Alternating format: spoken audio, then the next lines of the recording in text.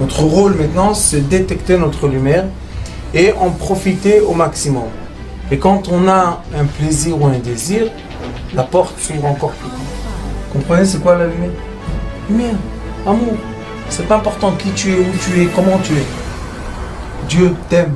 Bezrat Hashem, dans la paracha Va'etchanan, c'est Moshe Rabbeinu, vous savez, tout le livre de Devarim, ça s'appelle Mishneh Torah, c'est Moshe Rabbeinu, avant de partir, de quitter le peuple d'Israël, il leur a fait un résumé, une synthèse de tous les 40 ans et aussi les années qu'il était en Égypte pour les sauver.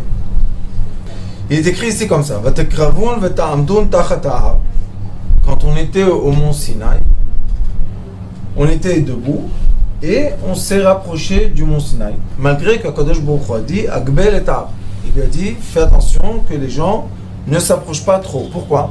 Parce que le mont Sinaï, quand la lumière divine s'est dévoilée, le mont Sinaï s'est détaché de la terre et est monté vers les cieux. Et les sages disent qu'il est tout devenu en verre. Il est devenu tout en verre. C'est comme on prend de la terre et on la brûle très fort, ça devient du verre ou bien du fer. Et le mont Sinaï, il est écrit qu'il est monté, il s'est détaché et il voulait monter vers les cieux. Et le peuple d'Israël, imaginez-vous une montagne qui devient du feu. Alors ils sont partis en arrière comme ça. Il est écrit Ve'ahar boer ba'esh, et la montagne était prise en feu. Et qui était dans la montagne? Moshe Rabbeinu. D'accord? Moshe Rabbeinu, il était là-bas. Ad lev hashamayim. Maintenant commence un secret. C'est quoi le lev? Ad lev hashamayim. Jusqu'au cœur des cieux. Et lev, dans le livre d'Abraham Avinu de Sefer Yetzirah, il est écrit que tout a été créé par 32 cheminements. C'est pour ça qu'on a 32 dents, on a 32 vertèbres. Le numéro 32, il y a 22 lettres et 10 attributs. Le 32, c'est le cœur. Et en hébreu, lev, c'est cœur. Ça veut dire que Akadosh Baruch Hu, la façon dans laquelle il veut communiquer avec tout ce qui est sur la terre, c'est par le cœur. Et c'est pour ça qu'il nous a dit Belev, ad lev hashamayim. Choshech, Anan, Varafel. Et il y avait une obscurité totale. Et Choshech, on l'a vu en Égypte. C'est quoi quand on dit Choshech? Ça veut dire qu'on ne peut pas bouger tellement c'est obscur. Mais comment c'était obscur si le mont Sinaï était en feu? Va'ar boer ba'esh, et le mont Sinaï était enflammé en feu. Ad lev hashamayim, Choshech anan va'arafel. Qu'est-ce qui était Choshech? Veidaber Hashem elkechem mitoch ha'esh. Maintenant, on va étudier Bezrat Hashem Yitbarach Shemo La'ad, un degré de communication qu'Akadosh Baruch Hu communique avec les êtres humains sur terre. C'est très intéressant. Veidaber Hashem elkechem mitoch ha'esh, et Dieu a parlé à travers le feu. Maintenant, le feu, c'est pas du feu comme nous on connaît. Le feu, quand on dit feu, gaz, liquide et solide, on dit feu, lumière. Et c'est pour ça que dans le Maaseh Bereshit, quand on commence Bereshit, il est écrit Vayomer Elokim Yeyor. Donc on a eu la parole d'Akadosh Baruch Hu avant la lumière. Vayomer Elokim Yeyor. Et avant Vayomer, Vechoshech al pnei tehom. Et il y avait une obscurité très forte. Donc on voit que l'obscurité enveloppe la lumière, et entre l'obscurité, ce qu'il y a au-delà de l'obscurité, et la lumière, nous avons une correspondance qui est par la parole. Pourquoi par la parole? Parce qu'il est écrit qu'Akadosh Baruch Hu a tout créé Bayomer. En 10 ans, les choses se sont créées. Comme on dit en araméen, Abracadabra. Les magiciens, quand ils disent ça va se créer d'après ce que j'ai dit, Abracadabra. Oui. Alors maintenant, on doit donner une nouvelle valeur à nos paroles. Parce que la parole, quand on va filmer avec une caméra thermique, on va voir que la buée qui sort de notre bouche est chaude. Et quand on la filme de côté, qu'est-ce qu'on voit? Du feu qui sort de la bouche d'une personne. Maintenant, ce feu-là, ça devient après de la lumière. Malgré que dans ce monde, la lumière va plus vite que le son. Je crois que 100 000 fois plus vite. Il dit, Kol dvarim atem shomim. Vous entendez des paroles. Vetmuna enchem roim zulate kol. Ça veut dire que vous n'avez pas vu aucune image. Malgré que quand il a parlé avec vous, qu'est-ce qui s'est passé dans le cerveau quand on nous parle? On visualise les paroles de la personne. Oui, vous pouvez commencer d'après les paroles, imaginer. Après qu'on imagine, qu'est-ce qu'on peut faire? On peut dessiner l'imagination. Alors on a la création physique, l'action. On a l'imagination, la lumière. Et on a la parole qui active l'imagination. C'est pour ça qu'une personne doit savoir faire très attention à ses paroles. Des fois, on dit toujours, c'est pas l'importance qu'est-ce que tu dis, l'important comment tu dis. Tu peux dire les mêmes phrases à une personne. Quand tu le dis d'une bonne façon, la personne elle est heureuse. Quand tu le dis d'une mauvaise façon, la personne elle est triste. Mais c'est les mêmes mots. Qu'est-ce qui s'est passé? L'intuition de la parole. Le feu qui est sorti de la bouche rentre dans le cerveau. Et dans le cerveau se crée une image de ce qu'on a entendu parler. Mais l'image, est-ce qu'elle est seulement dépendante du cerveau ou bien elle est dépendante aussi du cœur? Du cœur, pourquoi? Parce que l'état d'esprit dans lequel je suis, au moment que j'ai dit ou entendu les paroles, va influencer l'image qui va se créer dans mon cerveau pendant que je transforme les paroles en images. Et après que j'ai l'image en face de moi, je peux faire la création des choses. Quand on dit à quelqu'un, quand un enfant il est petit, qu'est-ce qu'on fait? On commence à l'éduquer. Mais on ne l'éduque pas. On le dresse. On lui dit, ça c'est noir, ça c'est noir, ça c'est noir. Après 100 fois, 1000 fois, il dit, ça c'est noir. Est-ce qu'il sait c'est quoi du noir? Non. Lui il imagine une couleur comme celle-là noire, mais on ne sait pas que, est-ce que vous toutes, vous regardez cette couleur comme moi je la regarde. Alors la science est venue, elle a dit, on va mesurer. Qu'est-ce que vous voulez mesurer? On va mesurer ce que les gens disent. On va chercher les fréquences et on va voir, est-ce que le noir est toujours la même fréquence? Quand moi je dis noir, et elle dit noir, et madame dit noir, est-ce que maintenant on mesure à un endroit et on dit, voilà, on va tester les nanomètres. Combien de nanomètres est la fréquence du noir? Si on dit tous la même chose vis-à-vis du noir, ça veut dire on est d'accord, on est tous d'accord que ça c'est du noir. C'est quoi ça? Ça veut dire que maintenant, on arrive à se créer dans notre cerveau une image qui a été déclenchée par une parole. Alors la Torah elle nous dit, qu'est-ce qu'il y avait avant? La parole avant ou l'image avant? Et dans le mont Sinaï, quand on a reçu la Torah, il est écrit Vaïrou et Takolot. Ils ont vu les voix. Mais qu'est-ce que ça veut dire voir les voix? C'est quoi voir une voix? Alors j'ai rencontré un certain professeur qui est un ingénieur qui a dit que quand on exprime une lettre en hébreu, on voit sur l'écran un graphisme qui ressemble à la lettre. Et on a eu un cours là-dessus. Oui, oui. Mais ça, c'est d'après la programmation que j'ai faite. Si j'ai programmé qu'une certaine intonation me donne une certaine image, je la vois. C'est pas quelque chose qu'on peut dire que dans toutes les langues, par exemple, quand moi je dis P, et en français P, Pourquoi on ne voit pas tout d'un coup un P? Il y a quoi l'hébreu? Donc on voit qu'il a dit je vais visualiser la parole. Mais est-ce que c'est une preuve de ce qui s'est passé au mont Sinaï? Non.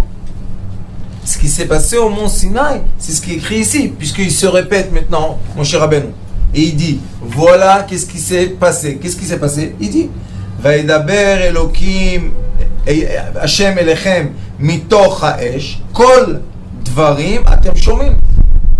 Vous entendez une voix. Vetmuna enchem roim. Alors comment ça s'arrange? Est-ce que si moi je dis une lettre par exemple et mon ami dit une lettre, la même lettre avec une intonation différente, la représentation va être différente. Elle va être différente. C'est pas possible. C'est pour ça. Elle n'a pas la même voix. Elle a pas la Alors lui, qu'est-ce qu'il écrit vraiment dans la Torah? Dans la Torah, il y a une explication d'un processus qui est expliqué dans la Kabbalah. Et aussi, on sait par le neurofeedback que ce processus est vrai.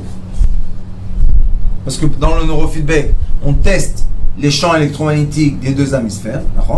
Et après, on voit, devant l'écran, on voit combien d'électricité. Et après, d'après l'électricité, ils vous montrent des couleurs, où ils font entendre des sons. Et le cerveau s'adapte. Donc notre cerveau, c'est lui qui traduit les voix en images. Et comme dans notre cerveau, tout se fait par neurones, et le neuron, quand on fait des images ARM, IRM, quand on fait les images IRM, qu'est-ce qu'on voit? Du feu. Parce que les neurones passent du feu. Si les neurones, c'est du feu, maintenant on peut expliquer. Vaïdaber Hashem Elechem. Dieu nous a parlé en quoi? Avec un langage. C'est aucune personne sur terre, qui soit laquelle qu'elle soit, ne peut pas réfléchir sans mettre des mots sur des phénomènes. On ne peut pas, ça ne marche pas. On ne sait pas si les animaux font la même chose, parce qu'on ne peut pas parler avec eux. Mais on sait que l'être humain, pour dire, même ceux qui ont un langage, on va dire, très primitif de voix, il sait lui dire, va prendre une marmite. Ou bien lui dire, va prendre un oiseau. Ça veut dire que le son se transforme dans notre cerveau en image. Et c'est pour ça que l'image de l'être humain de lui-même se crée par les sons qui rebondissent de son entourage vers lui. Quand moi je parle avec vous, est-ce que j'ai l'image de moi-même dans moi? Pourquoi non? Oui, vous l'avez par rapport à ce que vous... Oui. J'ai mon image de moi. Ça se reflète. Ça se reflète sur nous. Maintenant, Bien sûr. comme j'ai parlé avec vous, et votre silence, qui est aussi une fréquence de son, et vos paroles, se reflètent dans mon cerveau. Et maintenant, mon cerveau fait l'image de moi.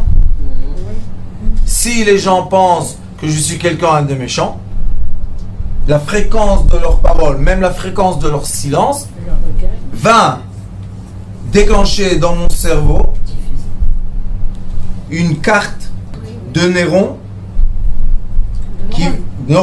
qui me disent tu es méchant. Et si je pense que je suis méchant par le reflet de la voix, qu'est-ce qui va se passer avec mes muscles? On se respecte. C'est comme ça. Est-ce que je peux être comme ça toute la journée? Si.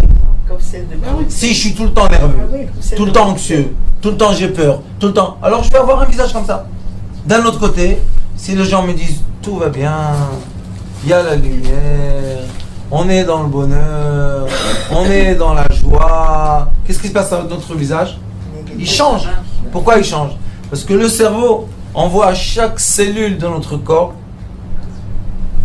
un message qui lui dit crispe-toi ou sois détendu.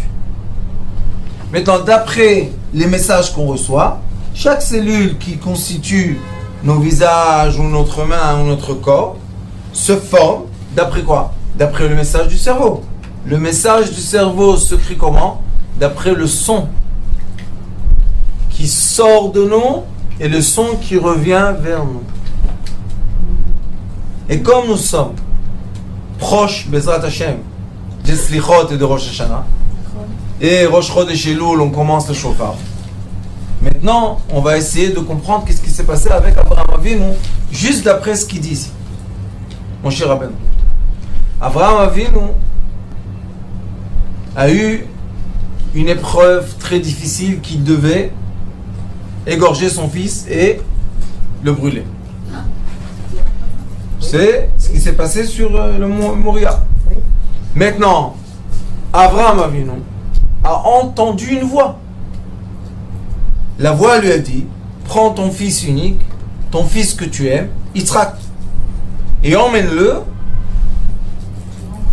au mont Moria. C'est ça? Mon cher Rabbeinu et Abraham Avinu, quand il était devant le fleuve qui séparait entre la montagne et la montagne, il est venu de Kiryat Arba, donc il est monté vers la montagne, et il y avait un fleuve qui passait. Et mon cher Rabbeinu, il a dit, il était entouré de trois: son fils Ishmaël, son élève Eliezer et son fils Yitzhak. Il leur a dit: qu'est-ce que vous voyez? Tout simple. Maintenant, qu'est-ce que ça veut dire? Je te dis, qu'est-ce que tu vois? En posant la question, je crée une image dans ta tête. Vous comprenez pourquoi? Parce que si moi, je sais quelque chose, et je vous dis, qu'est-ce qu'il y a là-bas? Je transmets. S'il y a une personne qui est à l'écoute de moi, elle va voir. Dans ma parole, elle va avoir une image qui va se créer dans sa tête, et elle va voir exactement ce que je vois. Donc, Abraham Avinu, il a vu le feu descendre sur le mont Moria, et il leur a dit: qu'est-ce que vous voyez? Yitzhak, il lui a dit: il y a du feu là-bas. Pourquoi ils n'ont pas vu les autres? Ils n'étaient pas connectés. Ils n'étaient pas connectés entièrement à Abraham. Quelle est la raison? Que Abraham Avinu et Sarah Imenu, c'était une âme. Mais Abraham Avinu et Agar, ils ne se sont pas mariés. Juste, ils habitaient ensemble. Il a emmené pas seulement Ishmael, il a emmené d'autres enfants. Donc, mais ce n'était pas une connexion. C'est une relation qui n'est pas une connexion. Avec son esclave, Eliezer, c'était pas une relation. C'était juste, ils étaient là juste pour le servir. Donc, Abraham Avinu, quand il a dit qu'est-ce que vous voyez, il a parlé avec tout le monde. Pourquoi seulement Yitzhak a vu? Parce qu'Yitzhak, c'est le fruit de cette âme. C'est parce que Yitzhak est dans la fréquence Il est connecté. de recevoir le message d'Abraham Avinu. Donc, ce qui veut dire qu'on voit la même chose avec une personne quand on est vraiment connecté à elle. Oui. Oui. Combien de fois les dames disent, ou les messieurs disent: ma femme, elle sait tout. Ça veut dire quoi, elle sait tout? Je rentre à la maison, elle me dit avec qui j'ai parlé au téléphone. Maintenant, pourquoi il est étonné? Parce que lui, quand il rentre à la maison, il dit bonjour. Il a fait sortir la voix. Qu'est-ce qu'elle a dit, la voix? Tout ce qu'il a encaissé, emmagasiné toute la journée. Maintenant, ça sort dans la voix. Elle, comme elle est son âme, c'est pas deux connectés à un, c'est une âme. Ce qui se passe chez lui se passe chez elle. Ce qui se passe chez elle se passe chez lui. Moi, j'entends beaucoup de gens, vous savez, qui viennent. Mais oui, c'est vrai. J'ai des gens qui vous disent des choses, et on va pas dire que c'est des grands tzadikim, Non. mais ou l'homme ou la femme, ils savent exactement tout. Oui. On peut rien cacher. Ils me disent quoi? Ils me comment on dit, poursuivent? Non, je te dis. Sans savoir exactement ce que l'autre pense, mais il arrive que des fois, on pense à la même chose en même temps. Je vais acheter ça. On arrive à la maison tous les deux avec la même chose. Exactement. C'est quoi ça? Ça, La connexion. c'est une âme. Mais moi, ce que je veux que vous compreniez, c'est que l'haleine qui sort de la bouche, elle monte d'où? Du cœur. Le réchauffement du cœur se refroidit par les poumons, et c'est pour ça que nous avons de l'haleine qui sort de la bouche. Maintenant, cette haleine-là, c'est quoi? C'est exactement la carte et l'image de mon cœur. C'est qui le seul qui peut la capter exactement? Mon Qui âme. m'aime? Mon âme. Oh, celui qui m'aime. Mon âme. Parce que aimer, c'est echad, ahava. Ahava, amour, c'est union. Donc vous voyez qu'Avraham Avinu, il avait le doute. Pourquoi t'as emmené les 3 enfants? Tes 3 enfants, parce que son élève, c'est son fils. Ishmaël, c'est son fils. Et Yitzhak, c'est son fils. Mais Kadosh Baruch Hu lui a dit non. Tu n'as qu'un fils. Un, le fils, un, unique, que tu aimes, de Sarah. Yitzhak. Mais lui, quand même, quand il est parti au mont Moriah, il est venu avec les 3. Pourquoi tu es venu avec les 3? On t'a demandé un. Pourquoi les 3? Parce que lui aussi, c'est un être humain, Avraham Avinu. Il a dit oui, peut-être, pas, oui, non. Il est venu avec les 3. Et maintenant, il a testé. Il a dit, qu'est-ce que vous voyez là-bas? Seulement Yitzhak, il a vu. Le feu descendre sur le montagne. Il a dit, toi, tu viens avec moi. Et quand ils sont partis là-bas dans la montagne, Avraham Avinu, il a eu, je vous ai dit déjà tous les ans la même chose. Avraham Avinu a eu l'image de la réalité d'une âme dans ce monde. Beaucoup de gens me disent, pourquoi j'ai ces épreuves? Je veux plus des épreuves. Pourquoi c'est comme ça? Je suis fatigué. Encore une fois. Et pourquoi? Je dis pas pourquoi. On est là pour ça. On est là pour faire quoi? On est là pour dévoiler les lumières qui sont dans la matière. Comment on va les dévoiler? Seulement en utilisant la matière. On ne peut pas dévoiler de la lumière si on n'a pas utilisé la matière. Alors Avraham Avinu, quand il est monté au mont Sinaï, lui, qu'est-ce qu'il a entendu? Il a entendu une voix qui a parlé dans sa tête. La voix, qu'est-ce qu'elle a fait? Elle a créé une image. Comment il s'est comporté? Il s'est comporté vis-à-vis de l'image qu'il avait en face de lui. Comment il a vu le bélier? Puisqu'il était en train de s'occuper de son fils. Quand on a égorgé son fils et on l'a mis dans le feu, est-ce qu'on pense à un bélier? Non. Mais il lui a dit, il y a le bélier, tu vas le sacrifier. Et il a pris, lui, la corne du bélier. Et qu'est-ce qu'a fait Avraham Avinu? Avraham Avinu, il n'en pouvait plus. C'était un être humain.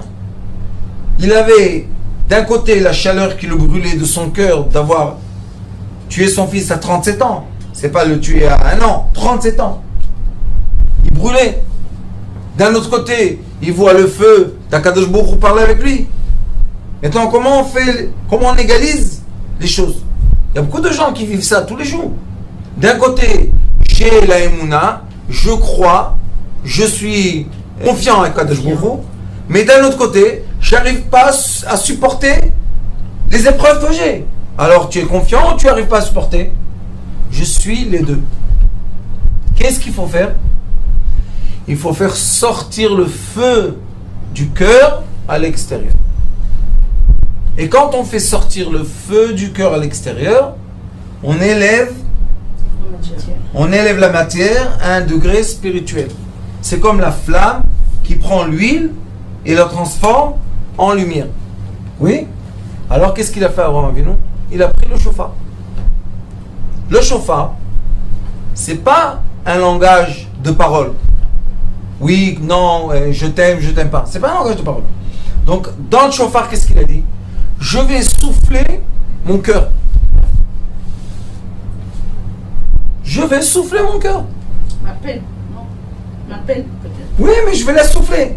Je peux pas parler. Parce que si je parle, que je suis triste, ça veut dire que j'ai pas accepté le commandement céleste. Si je dis que le commandement céleste est parfait, ça veut dire que je suis pas un être humain. Comment tu brûles ton fils? Il y a... Et ces parents-là, que les pauvres, d'un côté, quand ils ont eu ce bébé qui est né, ils étaient très contents. Et la majorité de ces enfants dans la rue, c'est des indigos. Donc ils ont reçu un bébé, ils étaient très contents à l'hôpital. Mazal tov, tout le monde est content. Et à 10 ans, 11 ans, 12 ans, 13 ans, 14 ans, ils sont capables de le jeter de la maison. Qu'est-ce qui s'est passé? Pourquoi l'image s'est déformée? Parce que on n'a pas crié assez. Abraham Avinu a crié. Mais comment il a crié? On ne peut pas crier avec Akadosh Baruch Hu. Qu'est-ce qu'on va lui dire? On n'est pas content de ce que tu fais? On n'est pas content de tes actions? On n'est pas content de ton monde? On n'a pas le droit de dire ça. D'un autre côté, est-ce qu'on est content? Non, on n'est pas content. Alors quelle est la solution pour vivre? Da'aga belevish yasrena. Quand une personne, le roi Salomon dit, quand une personne a une inquiétude, il doit l'exprimer, il doit la dire, il doit la parler. C'est quoi parler? Évacuer le feu que j'ai dans mon cœur. Mais ce feu-là, c'est quoi? C'est l'expression des images que j'ai dans ma tête. Si je dis, ma fille est tombée, elle a reçu un coup. Je vois dans ma tête ma fille, je la vois tomber et je la vois recevoir un coup. Sinon, je ne peux pas dire ces mots-là. Donc le souffle d'Abraham, c'était exactement, c'est tellement précis, c'est la possibilité la plus parfaite d'évacuer. De libérer son cœur. Oui, mais sans mettre en question ma fidélité de Akadosh Baruch Hu. Parce que nous sommes dans un monde de matière. On ne comprend pas ce qui se passe. On n'a pas un cerveau assez fort pour comprendre tout, faire tous les calculs pour comprendre qu'est-ce qui se passe maintenant. De la réincarnation d'avant, celle qui va être dans le futur, de les enfants qu'on a, de nous, on est les enfants d'autres. On n'a pas le cerveau comme ça. Alors qu'est-ce qu'on peut faire? Oui. On peut être simple. Et le souffle d'un chauffard, c'est une voix simple. Pas shoot. Simple, c'est simple. C'est un son Pur. pur, mais sans aucun stress, Voilà. sans aucun effort. Je m'exprime au maximum. Et j'évacue de mon cœur le feu. C'est quoi ce feu-là? Il va retourner vers les cieux et il va donner l'image. C'est pour ça que Akadosh Baruch Hu, il a dit à Moshe Rabbeinu, PLP Ada Berbo. J'ai parlé avec lui bouche à bouche. Shir HaShirim, il est écrit, Yeshakeni Meshikot Piu. Embrasse-moi avec ta bouche. Qu'est-ce que c'est tous ces mots-là? Le Hari Akadosh explique dans Etz Chaim, il dit que la vapeur qui monte de la chaleur de mon cœur va vers mon prochain, vers ma femme, normalement on est avec la femme, ou des cieux vers moi, et fait rentrer un feu, une haleine, une chaleur, une vapeur.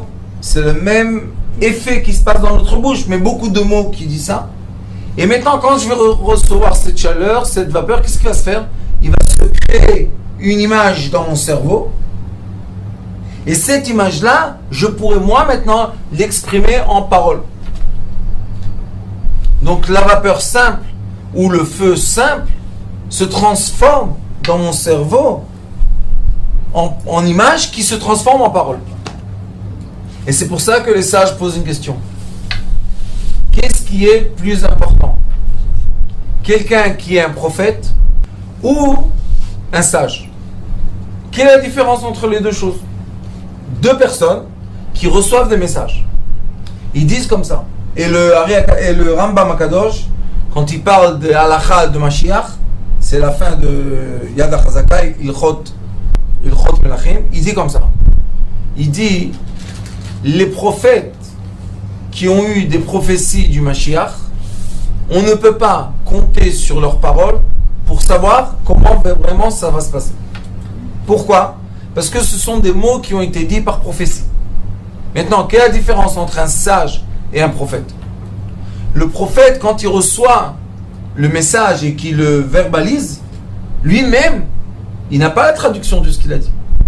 Vous savez, il y a beaucoup de gens, ils aiment aller chez les voyants, chez les clairvoyants, et ils reçoivent des mots. Toi, tu n'auras jamais d'enfant.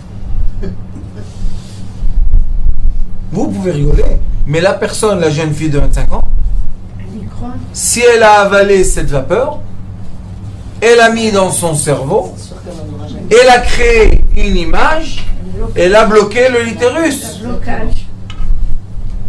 Bien sûr. C'est pour ça que même qu'il est écrit dans la Torah, dans le Zohar Kadosh, à la fin du Zohar Kadosh, il est écrit les traits de la main, les traits du visage et tout. Moi, je dis aux gens, non. Pourquoi? Parce que si c'est créé d'avant, on n'a pas le libre arbitre et on ne peut pas faire tchouba. Je suis né avec un trait de quelqu'un de radin. Je ne peux jamais donner un tzaka? Non, c'est pas possible. Je suis venu dans ce monde pour m'améliorer. Alors qu'est-ce que je dois faire? Je dois savoir que quand je parle avec quelqu'un, je dois dire de telles paroles que la personne en face de moi se fasse l'image que tout est possible. Et si, chas v'shalom, j'exprime des mots qui vont limiter la personne et vont la coincer dans un coin, elle ne peut pas sortir, je l'ai pris le libre arbitre. Et je n'ai pas le droit de le faire. Et c'est pour ça que la différence entre un sage et un prophète, c'est que le sage, il reçoit le message, c'est vrai. Sage, message. Mais il sait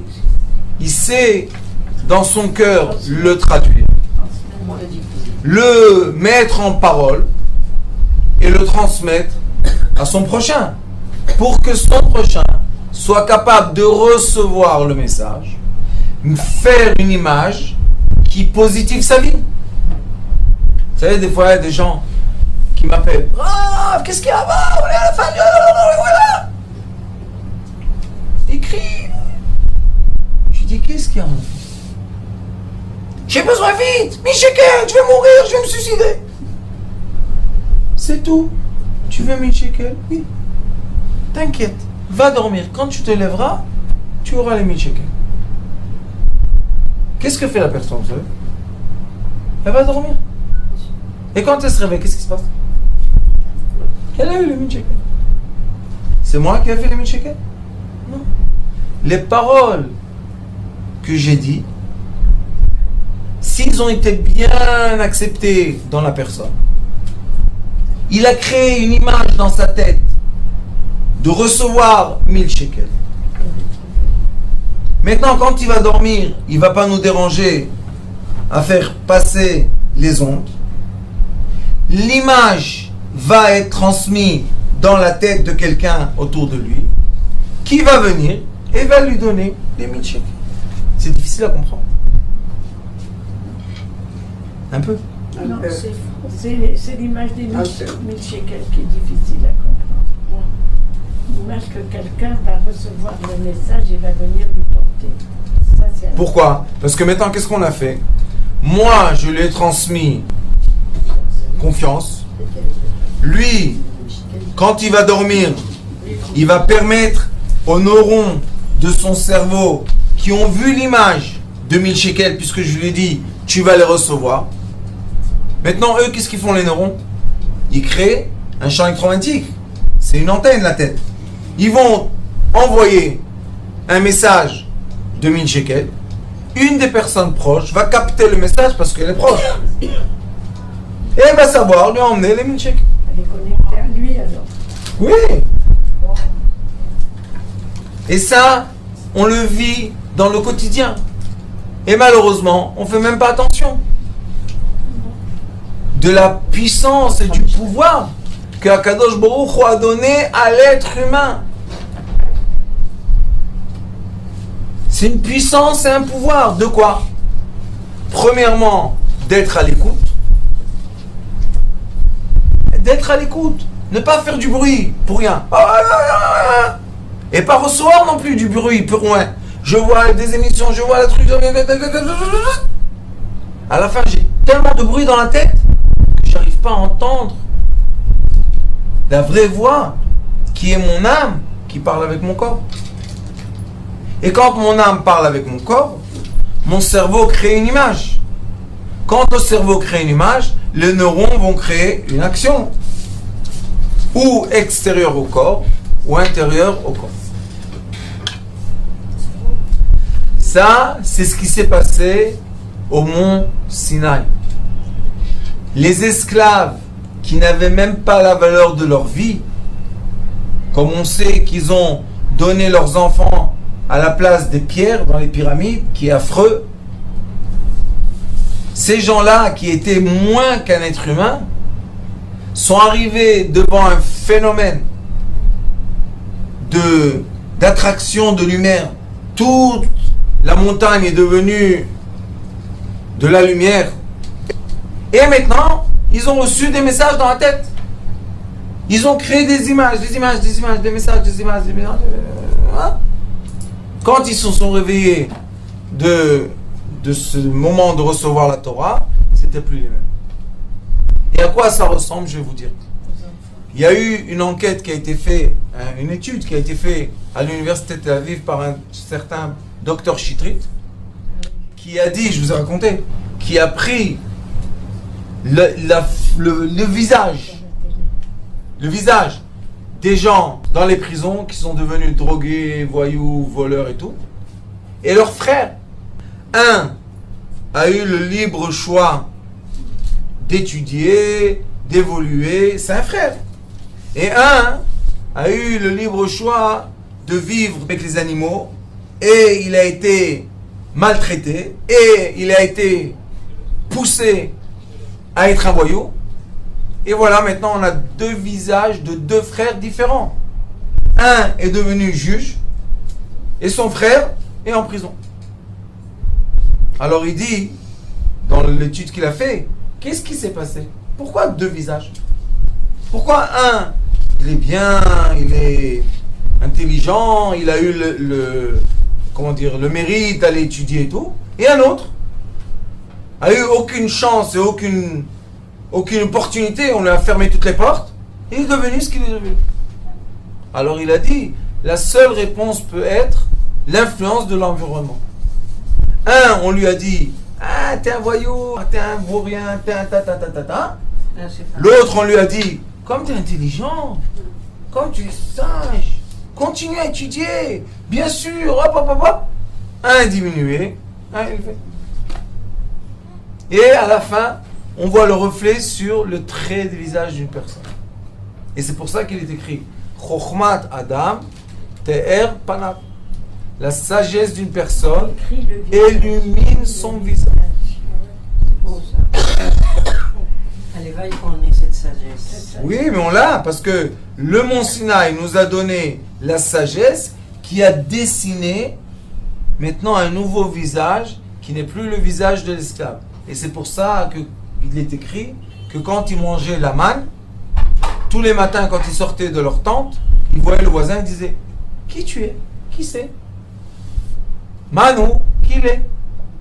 Comme il a mangé la manne, la nuit, son visage a été transformé par la sagesse. C'est plus le même. C'est magnifique. Alors, Baruch Hashem, on voit que par l'étude, l'enseignement de la Torah, par un pasouk ou deux, on peut décrire des phénomènes qui sont des phénomènes réels. Et maintenant, on peut utiliser l'outil que je vous ai donné aujourd'hui. Comment? Faire attention à ce qu'on entend À ce qu'on dit. et faire attention à ce qu'on dit. Baruch Adonai Olam. Amen. Amen. Amen.